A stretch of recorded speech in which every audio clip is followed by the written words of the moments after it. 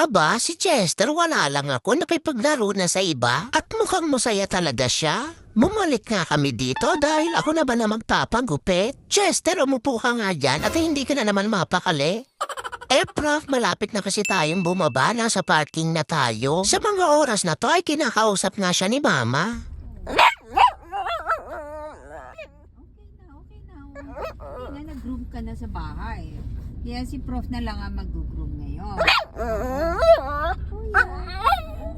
Good boy, Chester. Dahan-dahan kasi ang pagsasalita, Chester, hindi ka maintindihan ni Mama. Sabi ko lang naman, parking na, parking na. Pagdating nga dito ay gagala muna nila ako kunwari. Ninilibang-libang lang ako niyan tapos paglalaka rin. Ako naman si upo-uto, lakad lang ng lakad. Hanggang sa makarating na kami dito, ako pa nga nagturo ng daan. Chester, parang hinahamon ka ng takbuhan ito. Asaan, Prof? Asaan? Hindi niya ako pilala, baka sumuko ang mga bias niyan. Huwag ka nang malungkot, Prof. Babalikan naman kita mamaya. O sige na, Prof. Sumama ka na sa kanya. Mabait yan si Prof. Sasama na yan. Magpakabait ka, Prof. Ha? At kinuha na nga ako ng manggugupit. Huwag kang mag-alala, Prof. Aantayin naman kita dito. O Chester, dyan ka lang ha, baka bigla kang umalis. Ano ka, hindi ako mag-aantay sa'yo, no? Magagala-gala muna ako.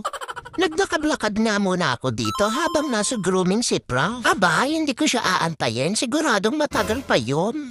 Asa na kaya yun si Chester? Bigla na lang nawala. Palibhasa, malaki na, marunong na magsolo. Humanda sa akin yun mamaya. Sa paggagala ko nga dito ay may nakita ako. Teka, si Prof ba yun? Uy, Prof, tapos ka na agad magpagupit? Ay, hindi pala, kamukha lang pala ni Prof. Buti pa siya hindi masungit, nakikipaglaro pa sa akin. Pagkatapos kong palakihin si Chester, nakipaglaro na sa iba. Pinapahiram ko pa siya ng mga laruan ko pagkatapos itong igaganti niya sa akin. Aray ko!